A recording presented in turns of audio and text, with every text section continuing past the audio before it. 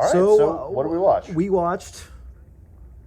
We need to talk about Kevin. It's like a crime psychological. I don't even know. Well, maybe not so much the genre, but what's like just like if you I were to know. give I'm just trying to identify it first. But story goes, there's kind of like there's different perspectives, like the past, the future. But the whole premise is mom and dad raising a son who may be autistic. But he's got like big attitude for how little he is. As a baby, he cries all the time. Growing up, he's like very defiant. He has trouble with potty training. Kind of fast forward, he's like a teenager, but he's like acting out and doing strange things and, kind of like methodical behavior. But he kind of like is very much like anti-mom, like picks on her, like does things defiant to her, and then but he's like seems to be like well loving of his dad and the things that he does, so then things, oh my gosh, I'm so bright. Things transpire again, kind of like family dynamics, whatever, with a kid with autism perhaps. And then he does this horrific act, and then you kind of see again future pieces of the results of that, and everyone bashing on the mother, which is kind of strange to me. But he does a horrific act. Basically, he does kill. There's no number, but like quite a few people in his school, and after, or maybe before that all started, he killed the mom's husband and daughter. And then they kind of grapple. It's a movie based around the relationship, about that horrific act, and about just like her persistence to continue to love him. Yeah, and sorry, I should have. I think like before we jump too far into like plot points, it's all about really their son who demonstrates antisocial behavior. They're concerned that he is going to harm somebody, maybe himself, maybe others. I'm not sure where to jump in on this because, and I think what makes this movie hard is that it jumps around. So it's very hard to link into one point. You could go chronologically, you could go in the order that the story was told. Mm-hmm. Let's maybe for me it would probably be easier for me to talk about just like what I thought about the movie. But sure. What did you did you enjoy the movie? Did you dislike the movie? To me, it feels about maybe like 45 minutes too long. It feels very like I kind of see what they're doing. They're drawing it out. They want you to really flesh out their relationship through a timeline. It's for the most part. I mean, it's a linear story, like broken up, and that's kind of like the trick. Like you see parts of the future, then you see parts of their past, parts of the future, and it converges kind of towards this one event that occurred, as I described before, of the son, and it just felt like, for as much as it could tease out, it felt like a lot of parts were unnecessarily long in terms of like just like the cinematography, maybe like conversations, maybe depictions of things. That's how I felt. To me, I don't know. The only horror that feels like this could be, besides like the crime that was committed, is like this mom is just like the most patient person, and this kid just puts her at her wit's end. Maybe intentionally. Like, I'm not saying like when he was younger, but like, at least when he's a teenager, he's intentionally doing things. And that kind of pissed me off. So it just feels like it's like about a mother's persistence, about how she really is a really great mom. She just, loves this kid no matter what, even after he was in jail. But it felt a little too drawn out to me. Yeah, I definitely get that. I mean, it is a slow burn all the way to the end. I guess like the way you kind of felt about Mother, about it feeling a little purposeless, is sort of how I feel about this movie. Mm-hmm. I feel like it is hard to get through. Okay, I'm trying to think of what to compare it to. There have been a couple horror movies that I have seen recommended to people, like, hey, what are some good horror movies? I've seen a couple in there that I just know from start to finish it is like designed to evoke you feeling bad the whole time. Yeah, Like, yeah. and that is how this movie feels. I Like agree. It just the whole movie, you don't have any sense that there's a light at the end of the tunnel. yeah. Everything feels like impending doom, and it does happen. All the doom that you think is being kind of saved up, it pays out. Like in the end, it all gets dumped. It is all pandemonium. It is all destruction. It is like it feels purposeless. I mean, we can talk more about the characters themselves, but I feel like overall, like I didn't feel very satisfied with this movie. I think it is very long for the kind of story it's telling. Yeah. I think it falls into a lot of typical tropes when it comes to family dynamic movies where one parent is hyper aware of these like tendencies from either a child or something in their life, and the other one like is like, nah, you're imagining things. No, it's not like that. I mean, that happens all the time in haunted house movies. Like, oh no, of course that didn't happen. You're imagining things, honey. You're just fine. I find that to be, I don't want to say lazy, but I find it like so tropey, and it prevents them from telling maybe a more interesting story because they just hand wave all that stuff away, and it's like, so you're telling me this kid is what? He's almost 18 years old, and or maybe it was 16. I can't remember. I think when he was in prison, he talked about being almost 18. But this kid is like 16 years old, and like they just have continuously been like, oh, you're imagining things. Oh, it's just how he is. And I mean, this is a kid who, he's at what age? He's like 5 or 6, and he's like swearing at his parents. He's he is threatening his mother. Like it just seems like, I don't know. It feels like I felt like, again, I don't want to say lazy, but it feels so hand wavy to just be like, nah, don't worry about it. Well, and I was shocked to find, I think this says Golden Globe winner, and I'm just gonna ask why. Like I don't know for what purpose. Like I said, the story, and we've said this, it feels like very much just straightforward. There's no, which I don't need twists and turns, but it's such a plain story told in such an extravagant way that it kind of feels kind of boring. I mean, it's kind of boring. Yeah, I can see that. And I've noticed like none of these characters have any character. There's no character development. The kid is the same from when he's 5 till when he's in prison. The mom's the same. I mean, granted, she's a great character, like loves her child, will do anything. The dad's kind of this derpy guy, doesn't really get it. He doesn't really see what the mom sees. And that's about like the 3 main characters that we interact with. The daughter's there, but it's she doesn't play a large role. But it just feels like I feel like I just watched a line. Like the line was straight and nothing changed. Yeah, I expected everything that I saw and nothing more. Like it was straight, I don't know. Well, I think the movie could have still retained a lot of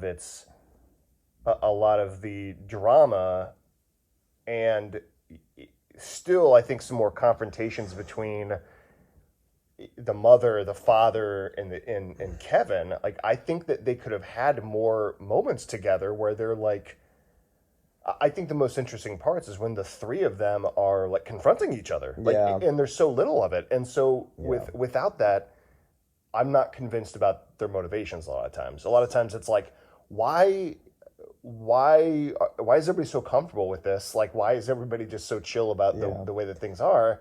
It seems like, to me, I agree. Like, I think the movie felt very drawn out in places where I think that it would have elevated the characters, elevated the plot, sold me more on their motivations, on what they were doing, convinced me more of what they were trying to.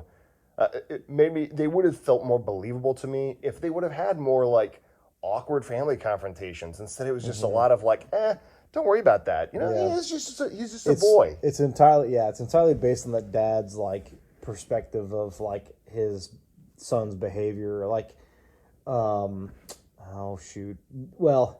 the dad kind of just poo-poos all the bad things, you know. But for me, it's just like, and I know there are parents who are like this, and not every parent's gonna do things a certain way. But I can almost guarantee you that 99% of parents would have a problem with their son stuffing a guinea pig down into the garbage disposal. Yeah. And how that was, like Aaron said, kind of just like, you know, oh, he's a little special. Like, he didn't do that with ill intent or whatever. It's like that confrontation was like literally one of the only ones that we saw, and the conversation lasted 20 seconds.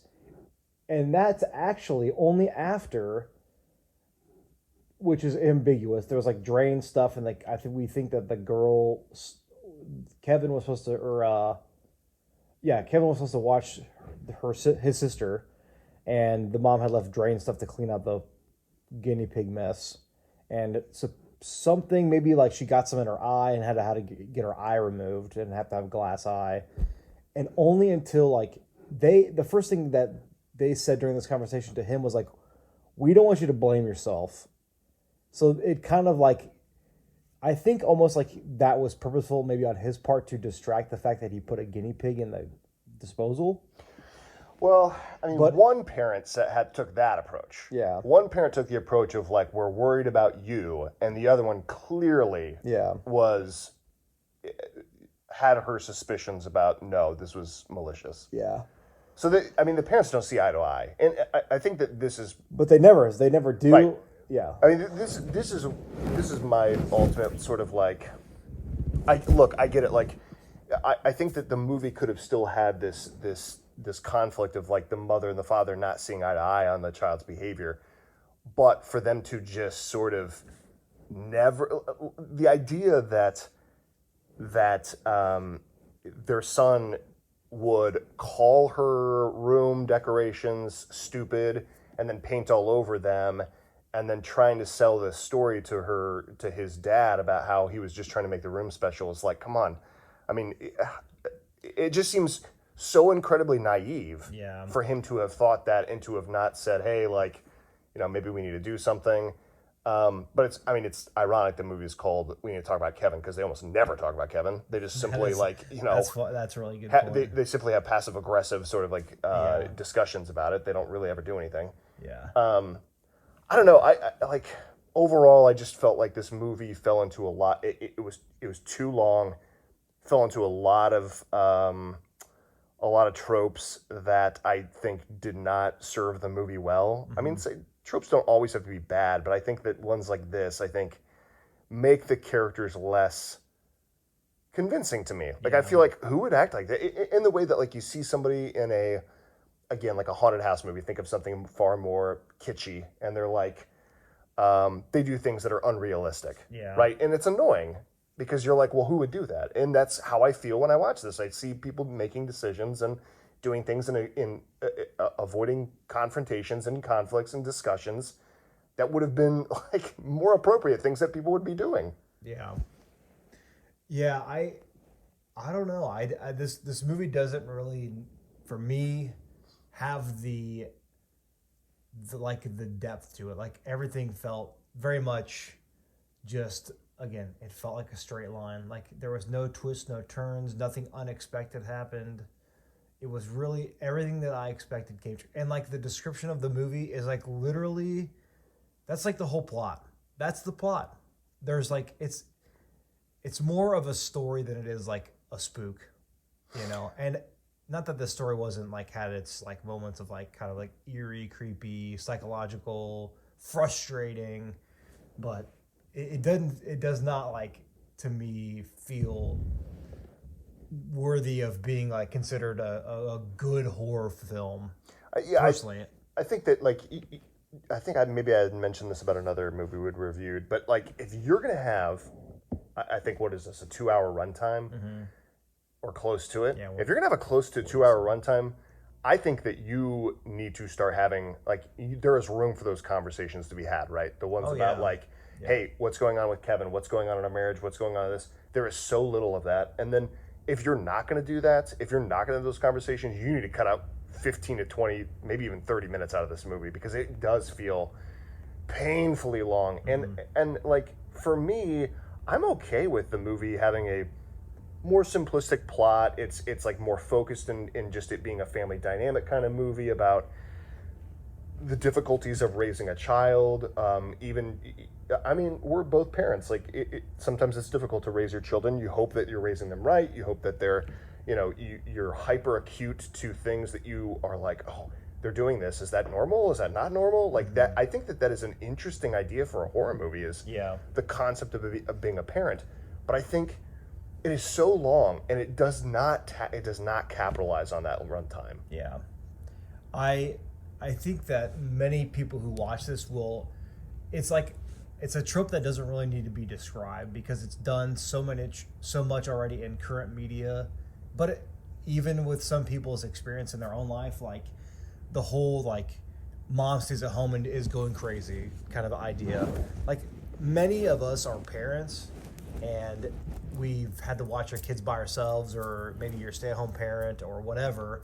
But like we all have like facets of this part of our lives where being that stay-at-home parent and like having the spouse maybe not understand you or understand things that happen during the day or whatever, like that's something that doesn't really need to be explained, drawn out over an hour, because again, it's a personal experience that we all have almost all had, So to me, it feels like they spent too much time developing that narrative for their movie rather than focus on, like the title says, talking about, we gotta talk about Kevin, which again, like ironically, they don't say much, they don't talk about him at all. Yeah, I think that, I mean, I think there are good ideas here. Like I think that there is again, like I said, like the horror of raising children and like trying to be a good parent and yet you're on your own person as well, and you're trying to balance these two things. And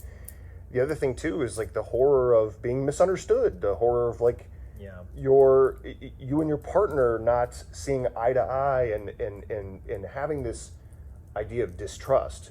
She's exhausted, she had the kid for the whole day, he comes home, she says, no, please don't pick him up, I just got him down. He like, selfishly picks him up, and then because the kid is cooperative, he doesn't lord it over her, but sort of is like mansplaining a little bit, saying like, "See, you just gotta bounce him again," and it's like as if like that's not something she had already done or considered or whatever. Right. I do think that is an interesting idea for a horror movie. It's like this idea of being misunderstood and misrepresented. I think that it is. I don't think it does enough of anything unique for that. Like I don't think, I think that, I don't want to say this, like I think it has ideas that it can push and press on and be really interesting, but it keeps it very superficial, and it never elevates above that. It kind of stays very middle of the road. I don't know. I like a lot of these actors. I like Tilda Swinton. I like John C. Reilly. I think that they're great actors. But I feel like so much of the movie is not really anything. Yeah, it's more just like, honestly, like a it's like B-roll. Yeah, family dynamic. Like, I mean, if I wanted to watch this, I could watch home movies of my life, and I mean, it feels very much just like family dynamics that don't really. It doesn't really change from like what's normal for most marriages, I will say that they do treat her horrendously in this movie, and it just drives me nuts because I don't know if they're trying to drive a point home about like a resilient woman like loving her family despite all of these things that happen to her, and including it comes down to like these people just like she comes out of, where was she at? Somewhere like it's in the future after all of this had happened. Her husband and her daughter got killed, and he has this massacre at the school. He was shooting bow and arrows at people, killing him, and this woman comes up to her and punches her in the face, like she didn't experience some type of loss herself. Like she lost her husband and her daughter, and some woman has the audacity to punch her in the face. It almost feels like way too like shoved down our throats, and I really hope that has never happened to somebody. I feel like that has not happened. I feel like that would not happen to somebody unless it was like a weapon and you were like clearly like ignorant with it and you were you left it on the table or something. But this woman, he killed people with a bow and arrow, which was like his hobby. Yeah. To me, it feels like that whole idea of her being, not oppressed, but being picked on and punched by people feels. And then even she was telling some random stranger, the guy's like, "Whoa, I saw you got punched in the face. Like, let me call the cops." And she was like, "No, I deserve it or whatever."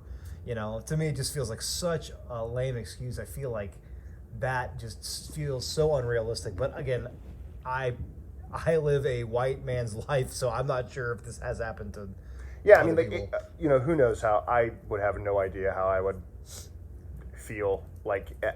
These are likely parents in grief, so they probably lash out, act irrationally in cases like that. But, I know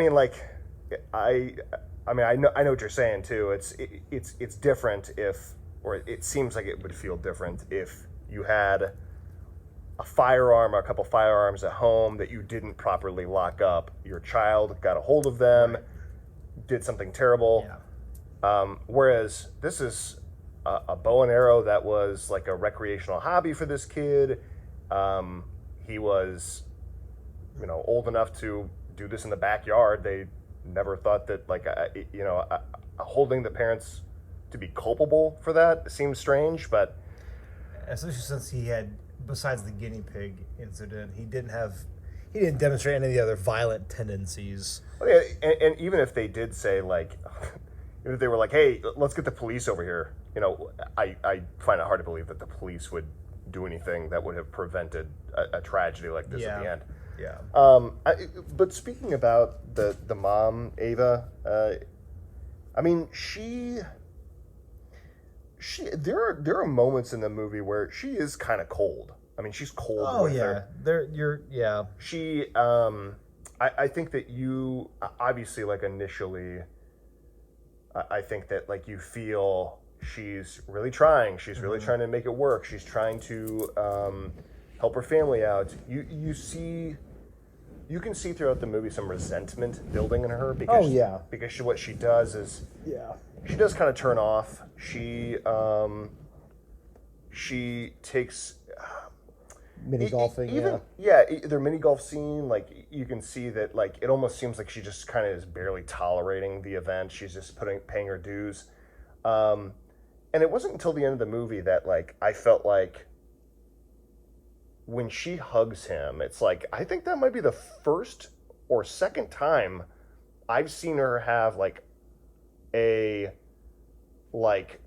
hugging moment with her kid. Yeah. A lot of times, early in the movie, she's trying to teach him how to play ball, and it's like it's almost like she could have a clipboard and she's like a scientist and she's like, oh yeah, he's not throwing the ball. Like you start to see, I think, in the context of that last scene that like maybe she was a little calculated and a little cold. And of course, it's not that she wasn't a bad parent or anything, but like there are times where you can see that you can tell that she is exasperated. Oh yeah. Well, and just like, she does have, they kind of, they don't allude to her having a drinking problem, but she like drinks pretty regular. Like she always drinks wine. Mixes pills and Prozac with it. Yeah, I think it was. But, and again, this is probably a very relatable story to like parents, at least from parts of it, and like the exhaustion. So I don't want to discredit like anybody's like, when they decide to do that for their families. And I'll say I can understand how she feels because I am a stay-at-home parent and it's some days just are very, very hard. Yeah. But to me, it's like, that's why this movie to me felt very much, I don't want to say annoying, but it's just like, okay, I get it. Like it's frustrating. Okay. So then like what justification will be used at the end to like excuse his behavior or her behavior or what? It just feels like, again, you could read a couple sentences and get this entire plot. And I feel like nothing else about the movie needs to be viewed. I Yeah. mean, unless you feel like you want to feel how this woman feels after her son kills her family, kids in high school, and then also grew up giving her a really difficult parenthood. I don't know. Yeah.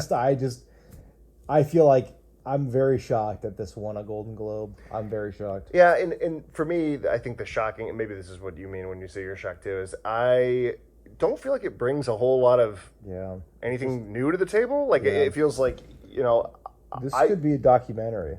like I see this as like I do think this has interesting ideas. I think that this it's like the components of something far more interesting are there, but they just, I don't know, compromise them for something else. There are a lot of scenes. I mean, like if you want to talk about imagery, there are a lot of scenes that have to do with like paint and red and I mean,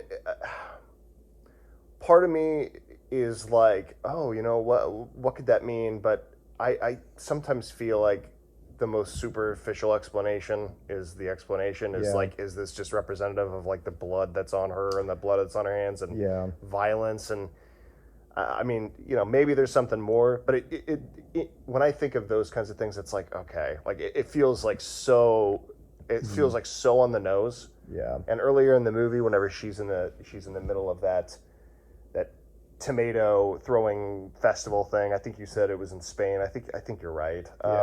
Yeah.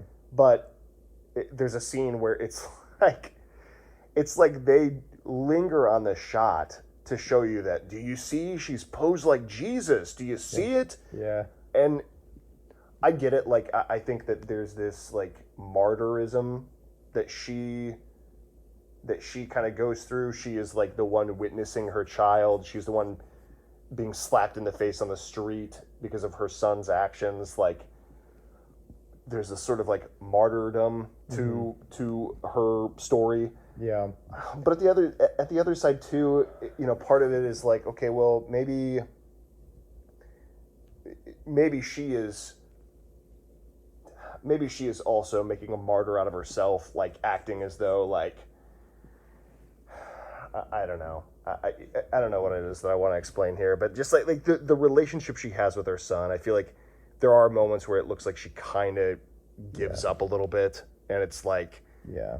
you're almost. I guess here's what I want to say is, you're almost waiting for her to have that explosive moment like Toni Collette has in Hereditary, Sure. where she's like, I slave and I slave and I Yeah. get that look on your effing face.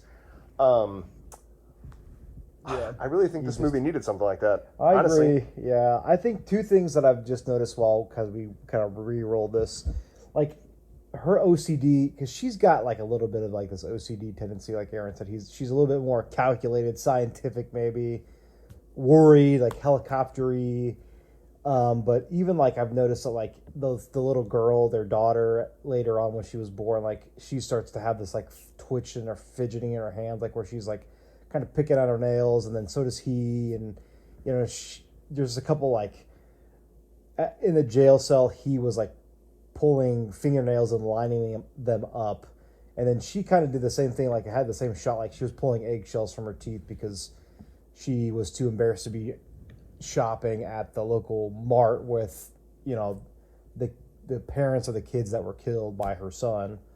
And that's the other thing is like this movie does have to deal with a little bit like ostracization from the community, and again, that's not something that a lot of people can relate to, at least from like my son was a mass murderer, dynamic.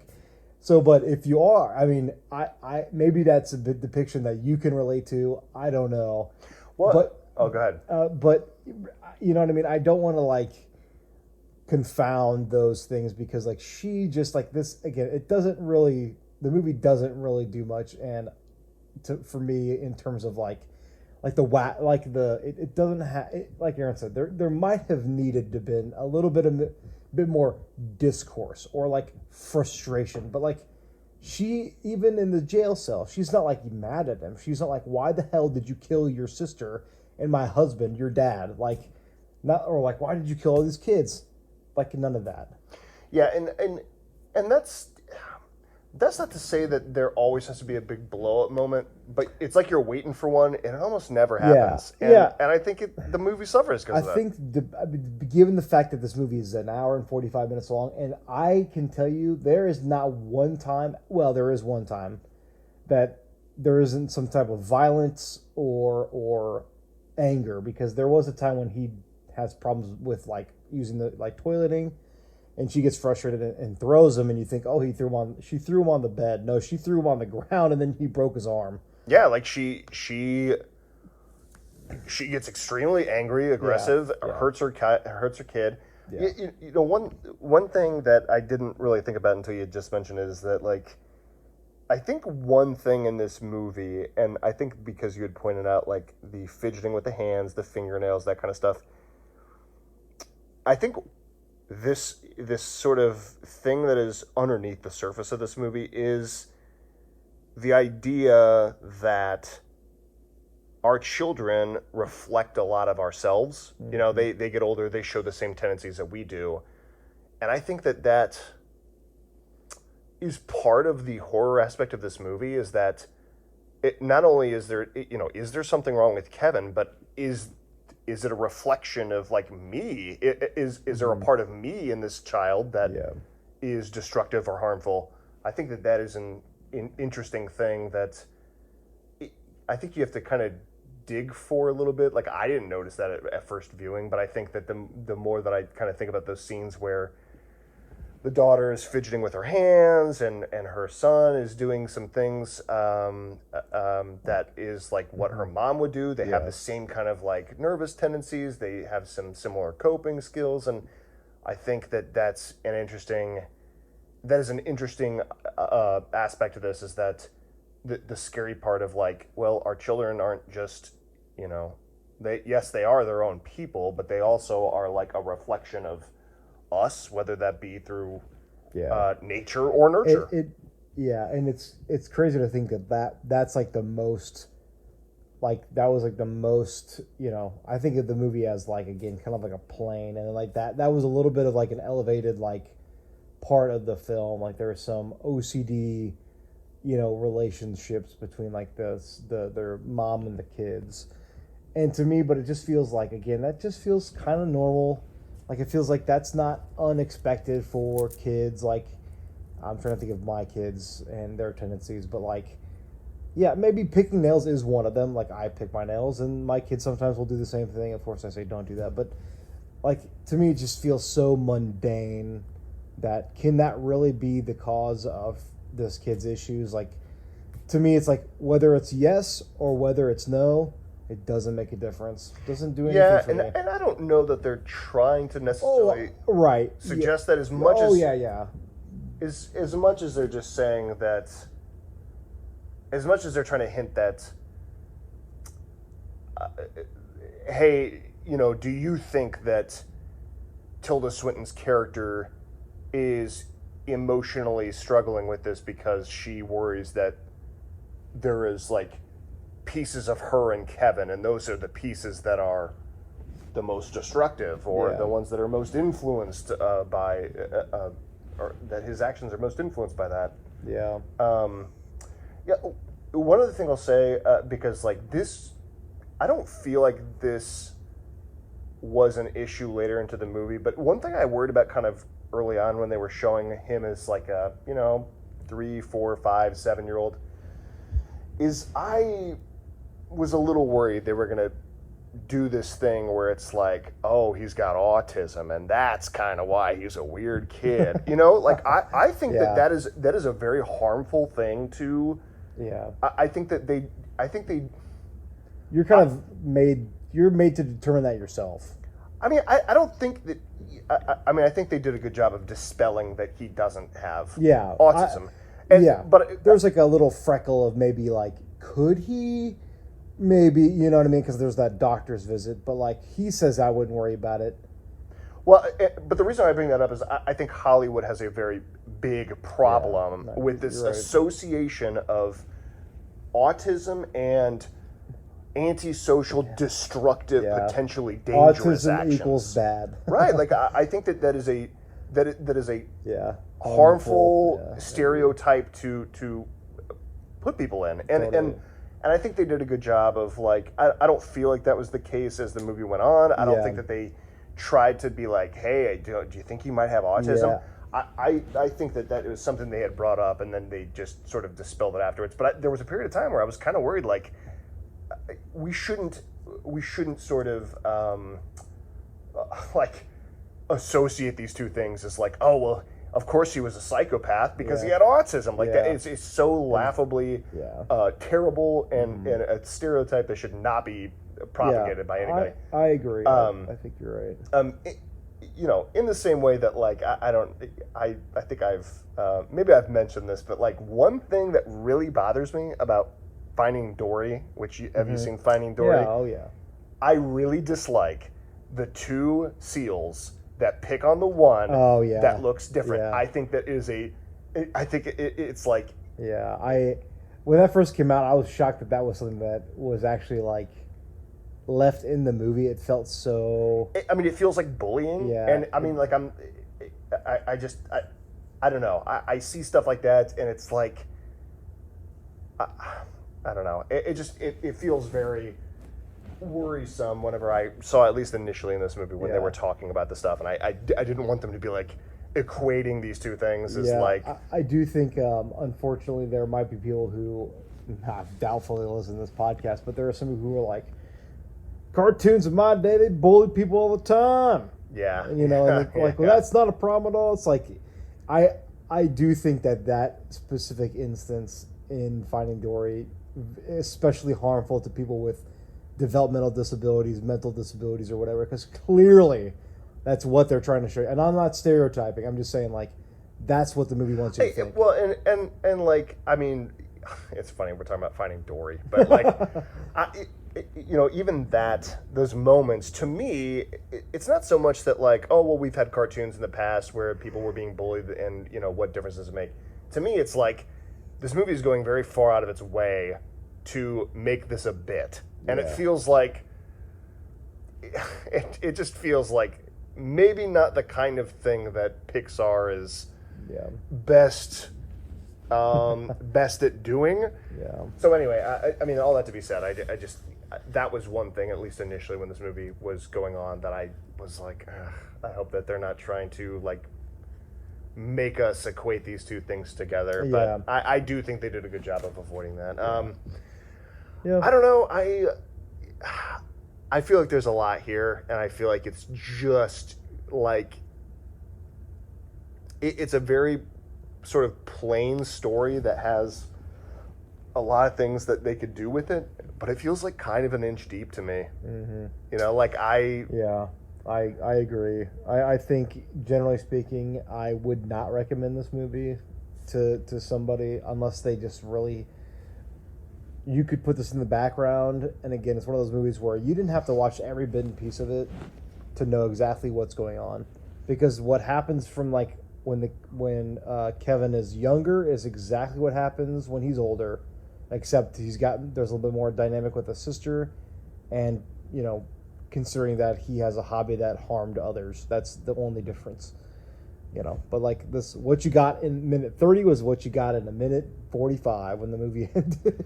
Yeah, very linear. I don't think that this is a movie that on the second watch I will uncover like quite a bit more from the first that I didn't see. I mean, there's some stuff I think that you'll be a little bit more keen to notice some things because the way the way the story's told, Right. It's non-linear. You'll probably have like, oh, that's the moment that X happened. I don't know. Overall, I felt like this movie was just kind of like, it felt like a drag. It felt like I was just constantly waiting for the other shoe to drop of just like misery. It felt like, and that's not to say that like, oh, horror should always be redeeming. I don't think that, but I think that like, it just felt like I was miserable the whole time. This is a very unique horror movie, or if you want to even call it a horror movie, it's a very unique like horror experience.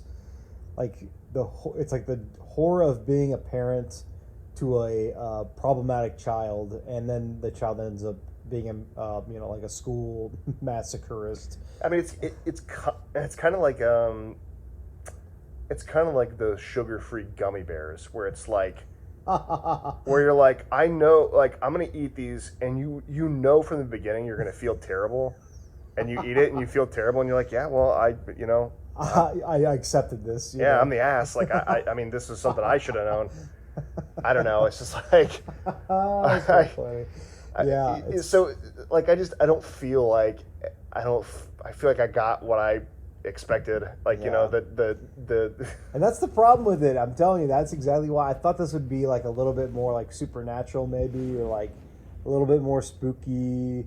But it's just like, I mean, I had a sense it was more of like a family drama, but I thought it would just be a little bit more dramatic. It seemed a little bit just like very. It was. I felt like I watched Tilda Swinton paint a lot. Yeah. I saw her painting and cleaning up paint a lot. This was a little too realistic for me. Just like the horrors of daily parenting. To me. Just like I watch movies to escape from my parenting life, not to just relive the horrors of not single parenting, but like stay at home parenting is what I meant to say. But yeah. Yeah, it's like that. That's like that Michael Bluth, like, don't open, or what is it? Dead dove, don't open. Or and he opens it and he goes, "Well, I don't know what I expected." Like, that's kind of what this movie feels like. Yeah, that's exact. Yeah, it warned you that this was going to happen, and I looked at it and I was like, "Yeah, well, okay, I guess you weren't lying." So, anyways, yeah, I agree. I think we both agree this was not the strongest of flicks, but. If you're into, you got to be in the right mood for it, and that's like, if you just want to feel miserable, then I guess you're going to be in the right mood for it. If you're already sad, just watch. And you want it, if you want more of it. I just feel like you can't get more sad than that. Just like, oh my god, just more. I'm trying to think of the word, but just. Just miserable. Yeah, it does makes me feel just like, miserable. But like not even like exciting miserable. No, but just more just bad. like just like absolutely I feel bad. Trash miserable. Just, yeah, like almost like partially this was kind of a waste of my time.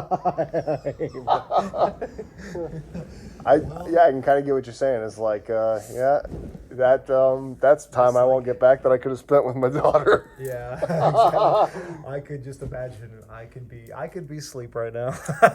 Well, anyway.